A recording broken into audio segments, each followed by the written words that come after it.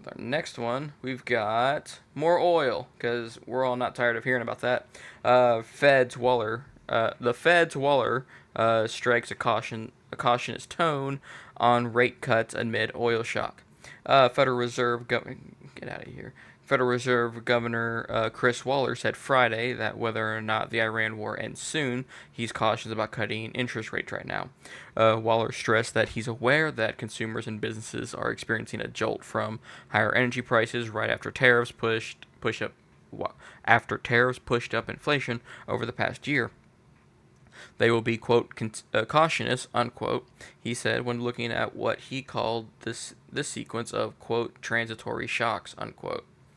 Quote, while intellectually it makes sense to look through each shock with a sequence of shocks, policymakers need to be more vigilant, unquote. Duh. Waller said in a speech in Alabama, quote, if the shocks hit one after another, they will keep inflation elevated for quite some time, unquote, Waller said. Quote, the standard, half quote, look through, half quote, can become problematic if businesses and households start to believe inflation is persistently higher and it affects their price and wage setting behavior, unquote. Waller said that while consumers have mostly shrugged off the effects of tariffs in their spending and made do with some higher energy prices, that dude's rich. He doesn't know anything about us. There is likely a threshold at which consumers start to pull back on spending, which could impact hiring. We're already there. I guess I saw something about like last month we gained like 100,000 jobs, but everything's still high. Waller warned that the longer the conflict continues, the more closely he'll watch payrolls and the unemployment rate for signs of weakening in the job market. Waller noted that if the Strait of Hormuz opens and trade flows return somewhat to normal, he could look through the effect of recent higher energy prices on inflation and focus more on the job in the market. Inflation regarding energy and oil is sticky. We'll get into that, but that would leave him cautious about rate cuts now and more inclined toward cuts to support the labor market later this year if the outlook is steadier. But Waller said that the longer energy prices remain elevated, the greater the chances that higher inflation becomes embedded across a variety of goods and services. It's already here, and it kind of stays. Supply chain. That wasn't in the article. Supply chains effects could emerge, and the economy and employment could start to slow. That would mean the Fed would face higher inflation and a weaker job market. This situation, Waller said, in this situation, Waller said he'd have to look at both sides, and that may mean holding rates steady if inflation turns out to be a bigger risk than a drop in job growth. Elsewhere on Friday, San Francisco Fed President Mary Daly said interest rates are in a, quote, very good place, unquote, and, quote, slightly restrictive, unquote. She said the path for rates depends on how long the Middle East conflict lasts. The Fed could leave rates where they are, which would still hold back inflation. But if inflation were to take off, which is not her base chance, then the Fed could raise interest rates. If the conflict ends quickly and prices fall, the Fed could return to its previous path to cuts. Okay, so keep in mind, this is the Fed. I don't work for the Fed. Mainly because they won't accept my application that I haven't sent in. But they talk about like what's called the inflation because of oil shocks. Sorry, the oil crisis for sure. And the problem, which I'm surprised they pointed out, when it comes to inflation, it goes up and down for sure. But when it comes to inflation caused by an energy crisis, such as oil, uh, gas, whatever you want to do, whatever you want to call it, it's sticky. Meaning that oil problem, your prices go up because of inflation. Let's say the oil problem goes away. Inflation is not dropping at the same rate. It's dropping at a significantly lower rate because one, I state it all the time, and I state it all the time in this channel. Money loves certainty, and if something's not certain, things remain high and volatile. That's why you keep seeing green and red all over X and wherever you check your stocks go up and down because it's uncertain. Just because the oil crisis has gone away, that doesn't mean that these inflationary fears have also gone away. In fact, if anything, it's probably more intense because now we're going back and forth. But we'll get to more of that later. from my notes, an oil shock functions as a supply shock, which simultaneously pushes prices up while slowing down the real economy, leaving central bankers with no way to mitigate both, quote, ills at once. Because demand for energy is highly inelastic in the short run, higher oil prices act as a direct tax that reduces the real income of citizens. This is a form of cost push inflation, where external forces independent of the Fed push up production costs.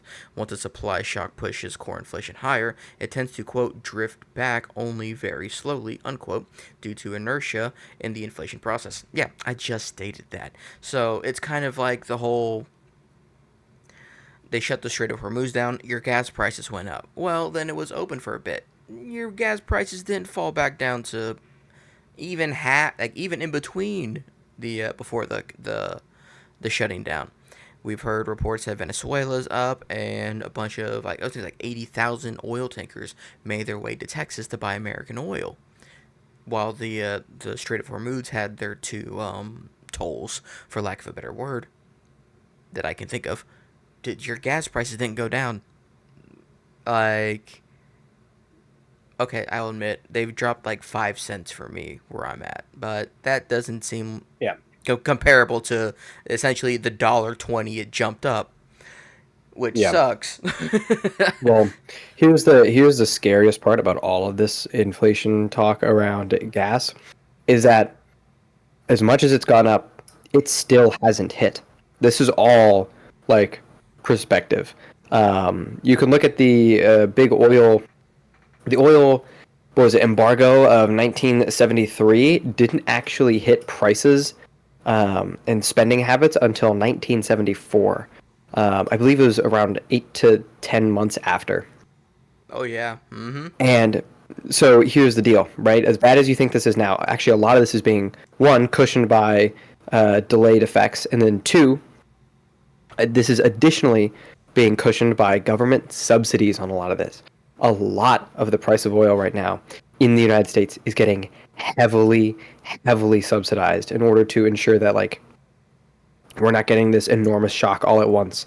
But unfortunately, the bullwhip effects, for those who are, and the bullwhip is, for those who are unfamiliar, this idea in like supply chain management that small changes at one end of the supply chain can end up as huge changes at the other end, right? So a small delay at the beginning can end up as a huge delay at the end.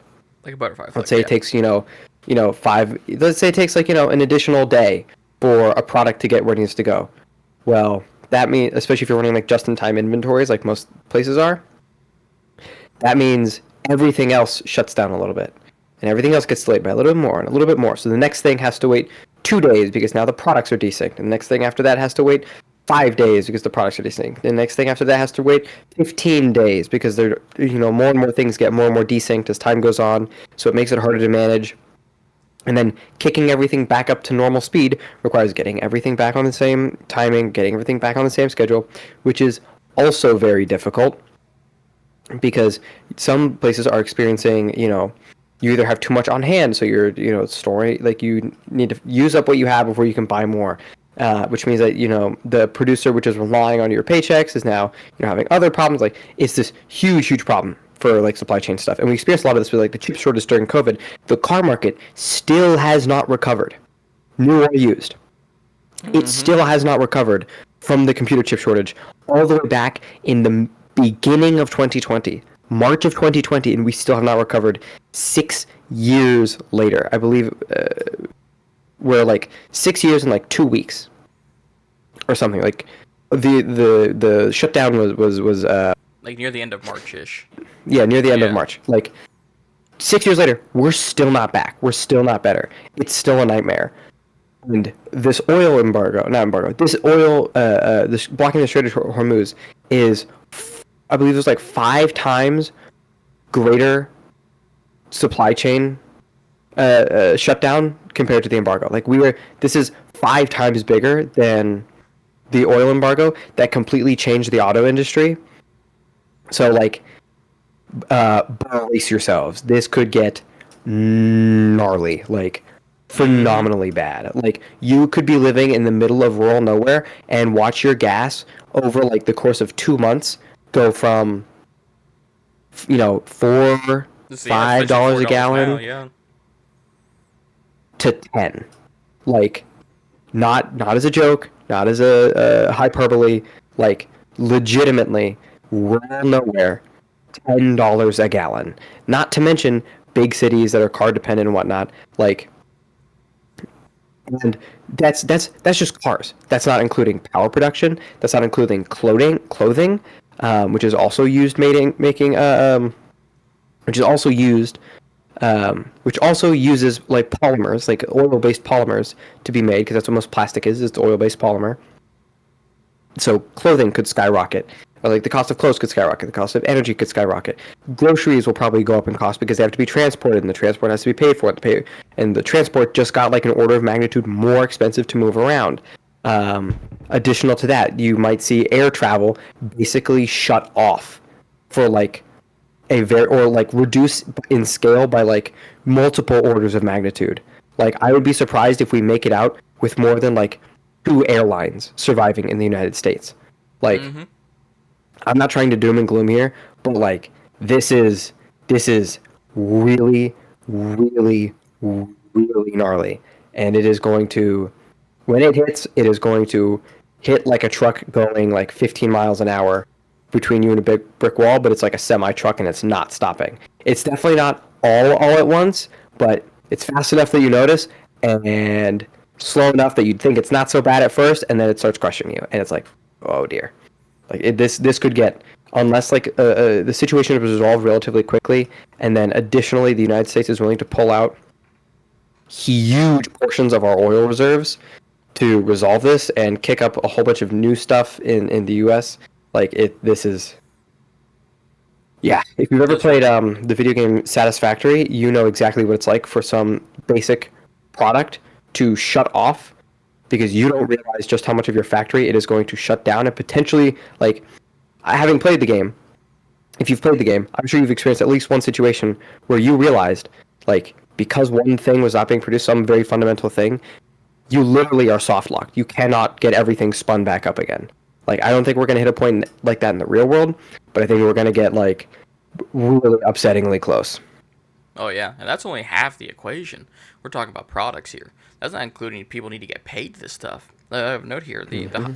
with high if higher energy prices quote get into wages unquote, where work this is where workers demand higher pay to compensate for the cost of living. It can spike core inflation and lead to stagflation, which is rising inflation while rising unemployment. See, like the Federal Reserve operates under a dual mandate to pursue maximum employment and price stability. Now, we say maximum employment. That's not that's not zero unemployment. Just maximum employment. That means like the maximum amount we can have where everything's being met and then some extra. But besides the point, uh, oil shocks will pit the whole unemployment and price stability against each other because companies now have to determine if they A want to raise your prices, inflation, or B start cutting employees to essentially subsidize how much they now have to spend because of you know current event situations. If the Fed cuts rates to support a sagging inflation, addressing the employment mandate, it risks exacerbating the inflation problem. Alternatively, if it keeps rates high or tightens policy to quote crush inflation, it may worsen stagflation, causing bankruptcies and business failures. As a quote, I don't know how to put this besides uh, getting I don't want to say getting rid of the weak, but those who can't survive. So by that I mean like kind of like with the dot-com bubble. Uh, bunch of businesses that probably shouldn't have been solely websites were websites. Dot-com bubble crashed. We still use websites, but the ones that survived are the ones that we kind of still use today. I don't go to the 4 websites I made back in 2000, but I still go to Facebook. I still go to YouTube. Uh, I go to Reddit. Uh, you know, Websites have been around, but the weak ones, the ones that couldn't survive the crash, they're gone. They're not around. You don't use them. I don't use them. So that might we might experience that is the fact that If the strait stays closed, we don't dip into our reserves. We don't. I don't know what's going on in Venezuela, because apparently it's the largest oil reserve in the world. But that, based on what I've seen, that hasn't changed anything. We have a bunch of countries now flooding to the U.S. for our oil. Well, guess what? If other countries are getting that oil, guess who's not getting that oil? And ain't us. Our oil price ain't going down. So now we have a bunch of corporate. Now again, I don't want to say weak, but yeah, small businesses can only handle so much stress before they crush. And if they crush, that might be a small town's grocery store. That might be a handful of employees. Guess what? Now unemployment goes up, and then you got more people complaining, and now the fight for jobs in the market increases because, well, it gets exponentially harder because now you have more competition. More competition for people trying to get hired means wages go up slower because the company doesn't have to be like, oh, we could go, there's 99 other people that will fit your role and will probably take a lesser pay than you. You know what I mean? But that's kind of a mean approach to it. I might have, because you brought up, what was it from the 1970s? The oil embargo. Oh, yeah. So I saw that I have a note here. It says history provides a warning. The quote great inflation unquote of the 1970s is often attributed to quote monetary policy neglect, where the Fed placed too much weight on maintaining full employment and failed to understand what its easy money policies were fueling inflation. So that might have something to do with it because it did say the great inflation of the 1970s, but. And the point you said in the beginning is like my final note. So I guess we come full circle here. There is a well-known lag between the Federal Reserve's action and its effect on spending. It often takes 6 to 8 quarters of full impact for the full impact of an interest rate change to manifest.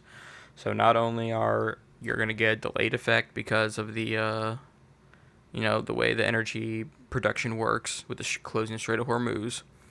But the Fed, they stated here, they're not really going to be like, oh, we're going to cut rates now because we anticipate in the future. They're not going to do that. They're going to wait till it hits, and then they're going to make their decision. And who knows where it could lead for there. So you got 6 to 8 quarters. Well, maybe not quarters. You probably got 6 to 8 months before we start to feel the full effect of the oil crisis now. And then essentially a year and a half to 2 years before whatever choice the Fed makes to combat this issue, and assuming there's no more conflicts within the next year and a half to 2 years after that, then things might start to get better. I wouldn't put any stock. I wouldn't make a call sheet bet on it getting better, but it's your money. This is not financial advice.